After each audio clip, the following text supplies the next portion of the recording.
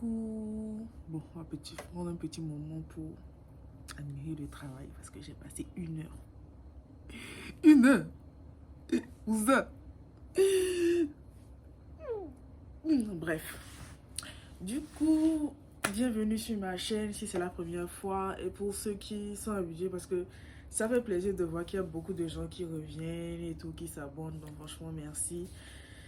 Et ça montre que je fais pas de la merde là. Bref.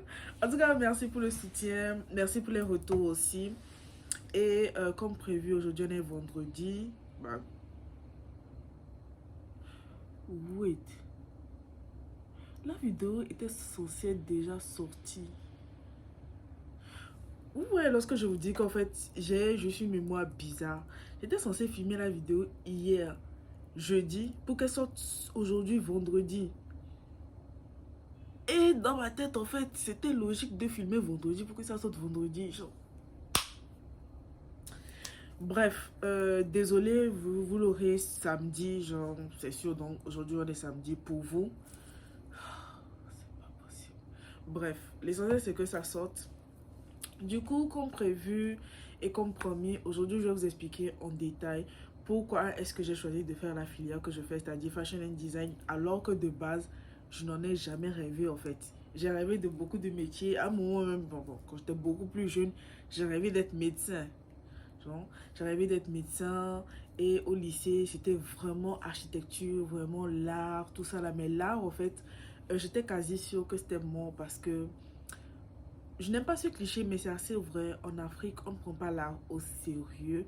Tout simplement parce que les parents africains, comme Asia dit, je ne vais pas dire que les parents européens ne sont pas aussi comme ça, mais très souvent, les parents africains et européens, ils veulent que tu fasses un métier dans lequel tu as plus de chances de réussir. Et quand je veux dire réussir, bien gagner ta vie. Alors que là, même pour nous qui sommes dedans, c'est vrai que tu galères pas mal et quelques rares personnes arrivent à réellement en vivre. Donc oui, je voulais faire de l'art, mais j'ai abandonné l'idée parce que je savais que on allait serrer mon cou. Et je me suis trompée parce qu'en vrai, j'ai des parents qui étaient très supportants. Qui supportaient, pas supportaient, mais euh, bref, they are supportive. Like, je sais pas comment dire. They are supportive. Et je ne l'ai pas très vite remarqué. Ou du coup, ou plutôt, quand ils ont remarqué que j'étais vraiment à fond sur ce que j'aimais, ils ont commencé à vraiment être derrière moi et à soutenir tout ce que je fais. Voilà, ici me soutient. Donc, je devais faire l'architecture, on m'a recalé, j'ai tenté la chimie, j'ai tenté blablabla. Et ce qui a fait que j'ai décidé de faire des études de fashion design, c'est tout simplement parce que en 2018, pour ceux qui me connaissent personnellement ou qui du coup me connaissent depuis Instagram, vous avez pu voir cette phase en 2018 où j'avais commencé une marque de vêtements avec ma meilleure amie qui se prénommait qui était baptisée Mijna. Donc Mijna, mon nom et son nom, genre, je sais pas si vous voyez, Merena. En fait, Merena, c'est mon nom en kabylie, qui veut dire c'est moi qui suis belle, c'est la signification. Donc, plus son nom qui était Mijin, donc Mijna. Et lorsqu'on a commencé, on était à l'étranger et on faisait la production au Togo. On était en France, on faisait la production en France. On s'est rendu compte que déjà, on n'y connaissait rien en business, on n'y connaissait rien en marketing, on n'y connaissait rien en tout et on se faisait énormément berner. Je ne veux pas dire que le fait de s'y connaître va t'empêcher de te faire berner, mais au moins, il y a certaines choses sur lesquelles tu ne vas pas te faire avoir tout simplement parce que tu connais le métier. Du coup, on a commencé cette marque, j'ai beaucoup aimé l'environnement. Je me suis rendu compte que j'avais vraiment une passion pour tout ce qui était la mode. Je me voyais en fait très loin dans tout ce qui était marque de vêtements. Le fait de créer aussi, d'avoir des idées pour moi, créer, avoir des idées l'art, c'est vraiment mon truc. Du coup, moi je vais pas mentir, avec tout ce qui s'est passé énormément de choses, c'est-à-dire beaucoup d'arnaques, tu n'es pas au pays donc tu peux pas vraiment structurer. Et nous-mêmes, vu qu'on n'était pas dans les mêmes villes et qu'on avait nos études, donc c'était vraiment un truc à côté, on se concertait pas vraiment. Du coup, moi je me retrouvais à envoyer de l'argent, elle aussi elle envoyait de l'argent pour le même truc. Après calculant, on se rend compte que c'était pas censé être aussi cher, tout ça là. On a perdu énormément d'argent, on a perdu énormément d'investissement, énormément de temps. Non seulement ça, mais la vente, vu qu'on se connaissait, on n'y connaissait vraiment rien en business et en calcul. On mettait certains prix histoire de ne pas frustrer les gens. Faut pas que ce soit trop cher, mais en même temps, faut pas que ce soit trop bas. On se retrouvait avec des pertes, avec de... Bref, c'était n'importe quoi. Donc moi, j'ai pris du recul et je me suis dit, tu sais quoi, déjà j'avais d'autres choses qui se passaient dans ma vie et je me suis dit, on va arrêter, on va mettre un petit stop, se concentrer sur ce qu'on peut sur quoi on peut se concentrer là maintenant. Et est-ce que ce serait pas mal de faire des études dans le domaine vu que bah, tu te rends compte que ça t'intéresse vraiment et que tu as vraiment envie de créer une marque de vêtements qui va porter en fait. C'est pas juste un hobby, tu veux en faire ton métier. C'est là bah, que l'idée m'est venue de prendre des cours ou bien d'entrer en université en tant que fashion and designer. Qu'est-ce que je raconte? En tant que fashion designer. C'est n'importe quoi. Bref, j'ai eu l'idée de rentrer, de faire des cours. Et comme je l'ai dit, c'est à ce moment-là que j'ai commencé à rentrer. Bref, je vous parle de 2018, mais 2018, ça continue en 2019. Le temps que moi, je lâche la main, je décide de me sortir un peu de ça parce que je voyais que ça ne marchait pas et je voyais qu'on faisait quelque chose qui n'allait pas. Donc, je suis rentrée au pays, j'ai fait mes recherches, je suis rentrée dans l'école dans laquelle je suis actuellement. Et là, maintenant, je me rends vraiment compte que c'était la meilleure décision, tout simplement. Donc, c'était mon... C'était censé être mon troisième exemple, mais vu que je devais vous expliquer ça, mine de rien, c'est une petite vidéo, vous allez le voir à la longueur. Mais je trouve que c'est mieux de faire une petite aparté pour expliquer. Très souvent, on choisit les études par passion, parce qu'on se dit que c'est la meilleure option, parce que quelqu'un nous en a parlé, parce qu'on est indécis, parce qu'on se dit que ça va être facile, blablabla.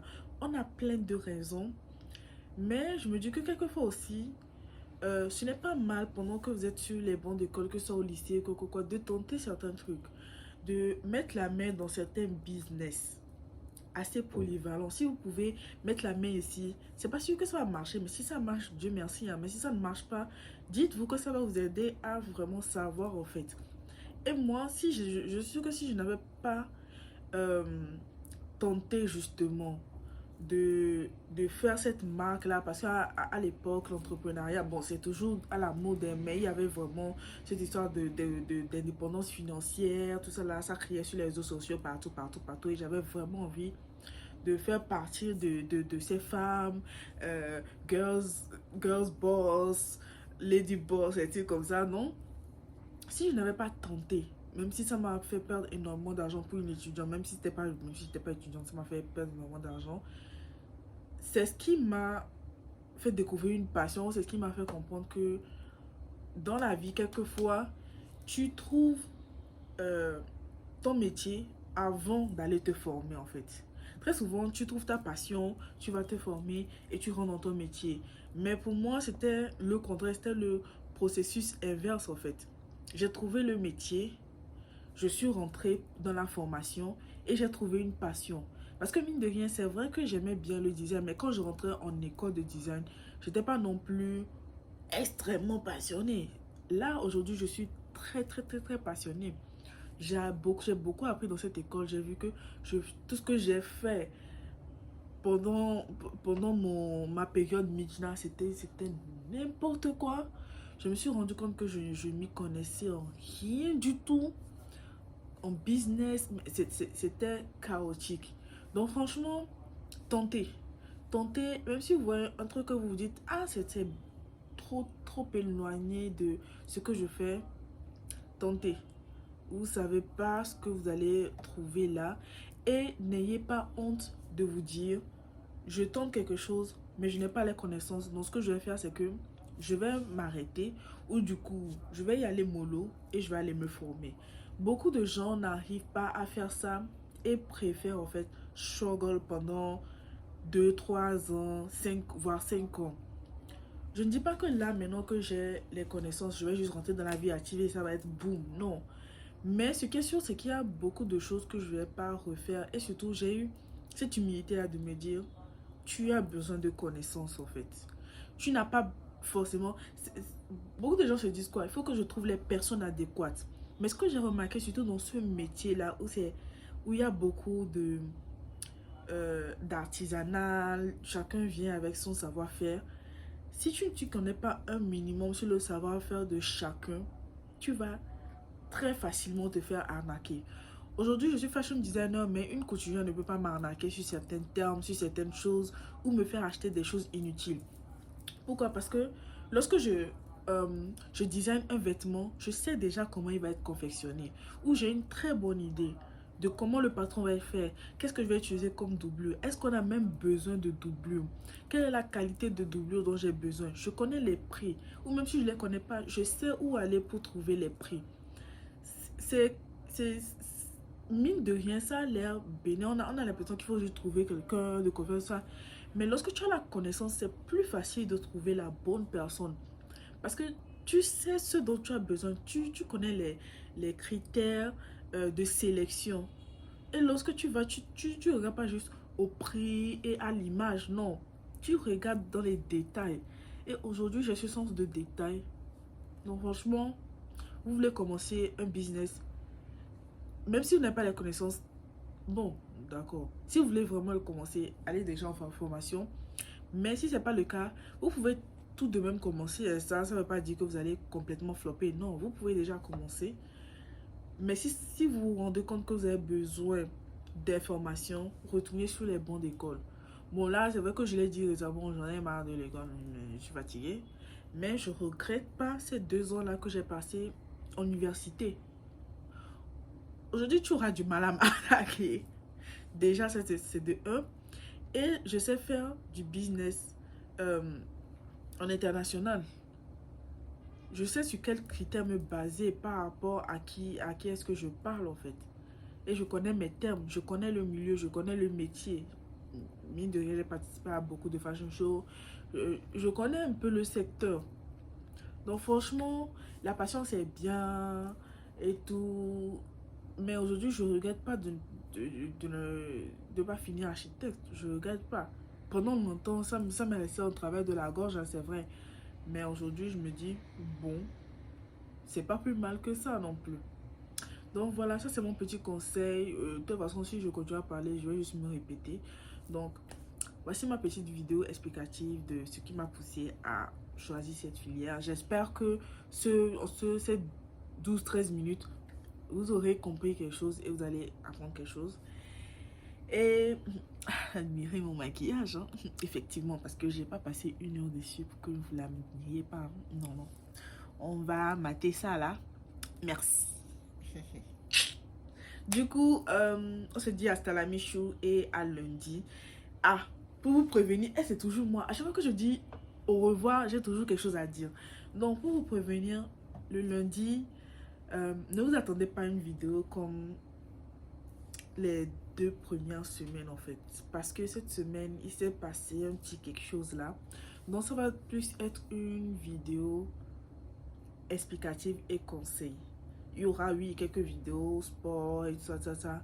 Mais de toute façon, vous verrez, ce sera vraiment beaucoup plus une vidéo explicative. Et je vous invite, sincèrement, je vous invite à regarder la vidéo là. Surtout pour ceux qui, comme moi, sont dans un journey. Je parle plus du domaine physique. Hein. Ceux qui sont dans un journey physique, changement, tout ce qui touche à l'alimentation, au sport, au rapport par rapport du corps, tout ça. Alors, regardez cette vidéo parce que bon, je parle de certains trucs, quoi. Donc, je pense que certaines personnes ont peut-être une petite idée de ce dont je vais parler. Mais je trouve que c'est important de parler de tout ça là. Bref, on se dit à lundi pour la vidéo de la semaine 3. Hasta la michou!